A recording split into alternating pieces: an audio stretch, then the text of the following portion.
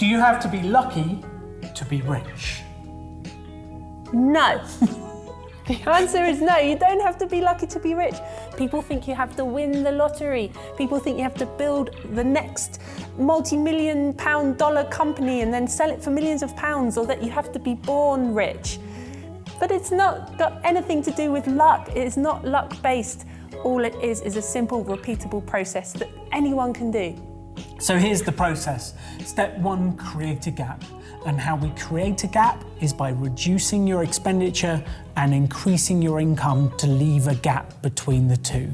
So check out the video we did on how to save £219,931 over the next 10 years. There are so many ways you can reduce your expenditure by cutting out subscriptions to Amazon, Netflix, Disney Plus, by making your food in, by going out less to restaurants. There's so many different ways you can reduce your expenditure and then work on increasing your income. And we did a video on 10 ways to increase your income. Once you've done that and you've created that gap between your income and your expenditure, what do you do, Alan? what do you do next? Well, you take that gap and the first thing you do is you build an emergency fund.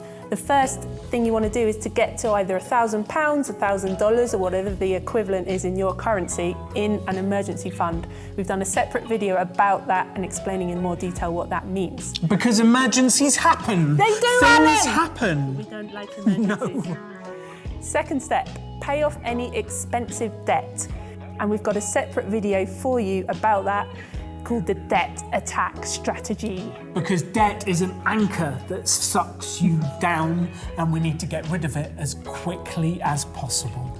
The next step is to increase your emergency fund from £1,000, $1,000 to between 3 and 6 months of living expenses. Once we're out of debt and we've got a full emergency fund, now's the sexy stuff. Ooh, sexy. It's time to invest. You take that gap between your income and your expenditure and you invest it to create a return, which is actually the opposite of what most people do. So what Alan's saying is you need to buy assets, which are things that put money into your pocket rather than liabilities that take money out of your pocket. Most people buy liabilities, the next house, the next car, the fancy clothes, the fancy jewelry.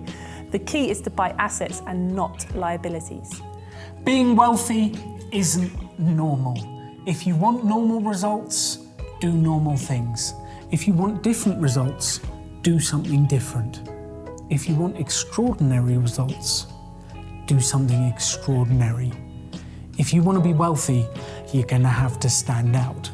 So follow these simple steps, start to invest, buy assets, and it's unbelievable how much progress you will make.